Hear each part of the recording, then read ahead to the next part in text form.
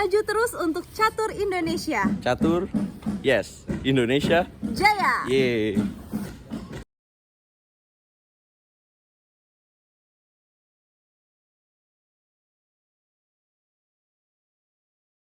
Hai Sobat Pencinta Catur, welcome back to RL Chess. Teman-teman, kejutan belum berhenti dari Superbet Rapid and Blitz Polandia 2022 dalam rangkaian Grand Chess Tour. Teman-teman, Anan kembali lagi memakan korban. Dari 5 babak permainan, Wiswanathan Anan, legenda catur dunia ini mengumpulkan 5 poin. Tidak ada yang bisa mengalahkannya dan tidak ada yang bisa menghentikannya bahkan dengan remis. Wiswanathan Anan di babak kelima ini berhadapan dengan Levon Aronian, finalis dari American Cup 2022. Dan saya akan ajak kalian untuk menyaksikan partainya ketika dia berhadapan dengan Levon Aronian memegang buah hitam. Langsung saja, tanpa berbasa-basi, kita saksikan partainya. Pokoknya turnamen ini besar banget karena hadiahnya total 175.000 US dollar, teman-teman. Levon Aronian pegang buah putih, Anan pegang buah hitam. Levon memulai dengan E4, Anan menjawab dengan E5. Kemudian Levon gajah C4. Ini merupakan bishop opening, teman-teman, dengan ciri khas gajah langsung keluar. Kemudian hitam menjawab dengan kuda F6, Levon D3. Anan menjawab dengan gajah C5. Kemudian putih kuda F3. Ancam pion E5, hitam D6. Putih rokade pendek, hitam rokade pendek, dan putih C3. Coba dobrak dengan D4, dan hitam menjawab dengan gajah B6. Kemudian Levon Aronian kuda B D2, hitam C6. Gantian sekarang, kalau tadi Levon Aronian yang miliki ide dengan D4, dan sekarang Anan yang pengen dobrak dengan D5. Kemudian Levon gajah B3, hitam benteng E8. Kemudian putih bentengnya 1, hitam gajah E6. Ya, coba menukar gajah itu ide yang sangat baik ya, teman-teman, karena bishop opening, Giocho Piano, kemudian Ruy Lopez itu miliki ciri khas atau karakter yaitu menyimpan gajah terangnya bagi pemain putih. Dan bagi pemain hitam, kita harus hilangkan gajah terang milik pemain putih. Ya, putih menolak dengan gajah C2, hitam melanjutkan dengan kuda B D7. Putih D4 menutup kekuatan gajah di petak B6. Hitam jawab gajah G4, ancam balik. Kemudian H3, hitam gajah H5. Kemudian putih G4, di sini galak sekali paman Levon. Kemudian Anan gajah G6. Ya, mengapa Anan tidak kombinasi aja kuda makan G4? Apakah itu tidak cukup? Ya teman-teman, itu tidak cukup ya, karena akan dilanjutkan dengan pion makan kuda, kemudian gajah makan pion, dan putih akan mengcover ya pertahanan dengan kuda F1, teman-teman. Kalau kita jalan menteri F6 sebagai pemain hitam, maka akan dijawab kuda 1 H2. Kalau gajah H5, maka akan dijawab dengan langkah menteri D3. Ya, jadi menghindari pinning dan melepaskan ikatan pada kuda F3. So ini nggak akan berhasil ya teman-teman, karena buah hitam juga belum siap untuk membantu serangan. Oke, kita back to the game. Paman Anan pilih gajah G6. Kemudian Levon pion D makan E5. Ya, pilihan lain yang bisa dipilih oleh Levon adalah kuda ke petak C4.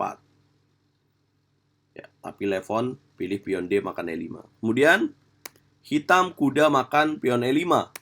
Kuda makan kuda, pion. Kemudian tidak memilih dengan pion, tetapi Anan makan pakai benteng. Ya, mengapa? Karena ini ide yang cukup bagus, yaitu benteng menyerang ke pion M4. Kemudian kuda C4 dimainkan oleh Levon Aronian. Nah, Sobat RL Chess, ini momen yang sangat krusial banget dalam posisi ini. Nah, aku pengen kalian tebak sebagai Wiswanathan Anan nih, teman-teman. Langkah apa yang kalian pilih ketika kuda ke petak C4? Silakan teman-teman berkalkulasi dulu. Dan kalau udah yakin, tulis di kolom komentar. Yes, tepat sekali. Paman Anan memilih kuda makan pion M4. Boom! Dikasihin bentengnya. Ya, gimana kalau misalkan putih makan benteng, sob? Ya, kalau putih makan benteng, maka hitam akan jawab dengan kuda makan pion F2. Ada ancaman pinning ke raja, kemudian mengancam menteri. Nah, ini kalau putih menteri ke petak F3, maka akan ada lanjutan kuda makan pion G4. Kalau dia jalan raja H1, maka akan ada jawaban kuda makan pion E5. Iya, kuda tukar benteng sih, tapi hitung deh. Hitam dapetin pion F2 dan G4, dan secara posisi ini menguntungkan bagi pemain hitam. Kalau dilanjutin ya, dengan menjaga gajah C2, dengan menteri G2, maka akan ada lanjutan gajah pukul gajah, kemudian menteri makan gajah, dan akan ada menteri H4. Ancam benteng, ya ancam benteng, dan ancam pion H3. Pasti nyerah dengan kayak gini. Nah, tapi Paman Levon tahu itu, dan dia pilih kuda makan gajah. Oh ya, gimana kalau misalkan gajah pukul kuda? Ya udah makan aja pakai benteng ya. Kalau misalkan benteng makan benteng, kemudian gajah makan benteng, dan ambil pion D6, gimana hitam melanjutin? Ya hitam akan melanjutkan dengan menteri H4. Menolak pertukaran menteri. Di sini ancam pion F2 dan juga ancam pion H3, guys. Ya. Kalau misalkan dia mundur, ini ada menteri G3 juga, guys. Ya, karena ini ada pinning dari gajah B6 ke raja G1. Kalau raja F1, ya dilanjutin dengan gajah D3. Kalau raja ke petak E1, ya ada menteri G1 checkmate. Nah, jadi bahaya banget nih kalau dilanjutin. Oke, jadi Paman Levon pilih kuda makan gajah B6.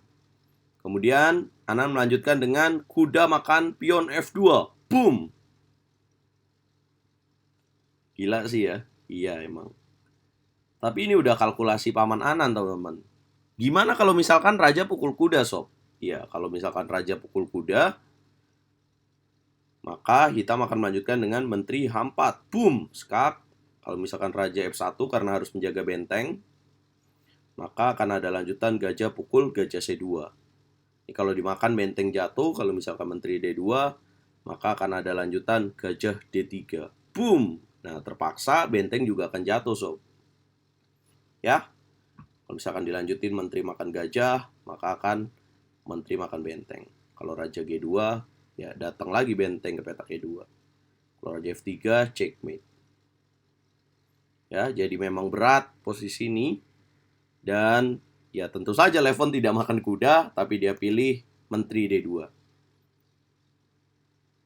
Nah, melanjutkan ini, teman-teman bisa nggak ngelanjutin langkah kombinasi dari Anan ini? Kira-kira langkahnya apa sih, guys? Yes, tepat sekali ya. Bisa pilih makan kuda, atau di sini Anan bisa pilih kuda makan pion H3 dulu. Ya. Kalau misalkan raja ke petak G2, maka akan ada lanjutan kuda ke petak F4. Ini kalau dimakan bentengnya jatuh, sob.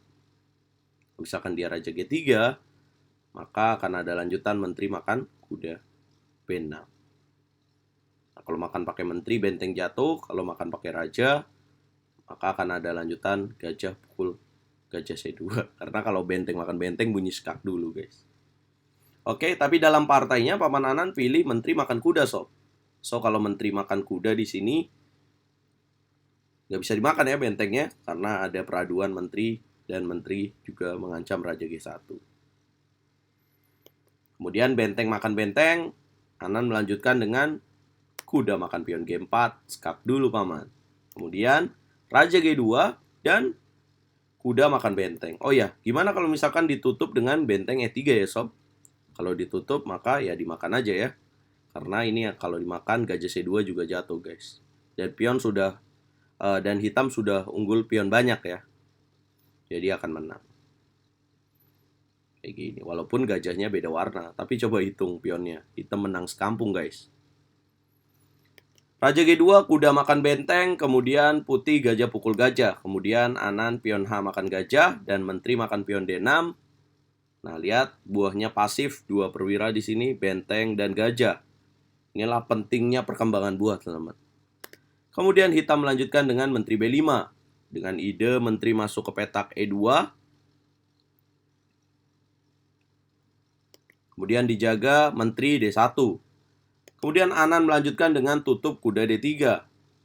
Ya, kemudian B3 dimainkan oleh putih.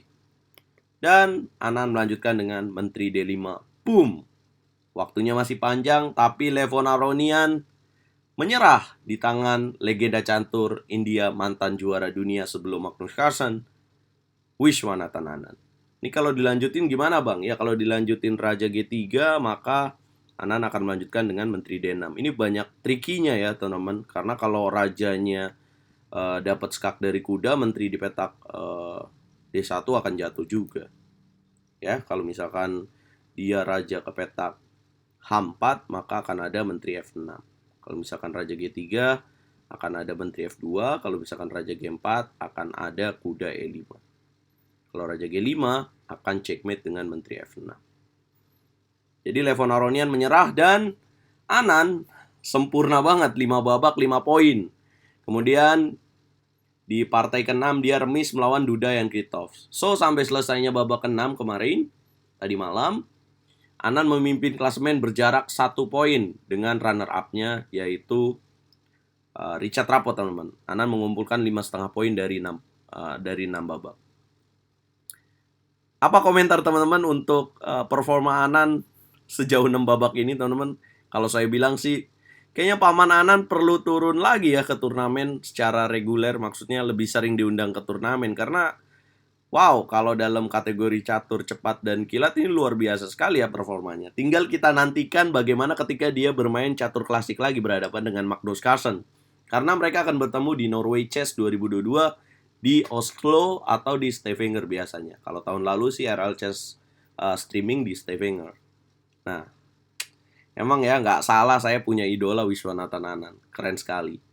Nah, mungkin ini Anand mendapatkan apa ya, walaupun dia sekarang sibuk di belakang layar, memberikan ilmu-ilmu yang sudah dia dapat dalam dunia percaturan untuk pemain-pemain yang lebih muda lewat West Academy.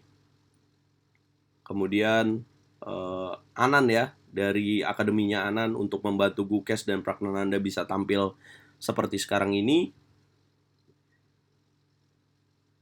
Tapi sepertinya ilmu yang dibagi Anand berbalik juga ke dirinya ya. Luar biasa sekali. Ya itulah teman-teman. Ikutin terus Superbet, Rapid and Blitz Polandia dan performa Anand hanya di YouTube RL Chess. Dan ikuti perkembangan dunia catur internasional hanya di YouTube RL Chess. Dukung terus perkembangan catur Indonesia, dukung terus RL Chess, Catur Yes Indonesia, jaya bosku. Anand nih bos, senggol dong.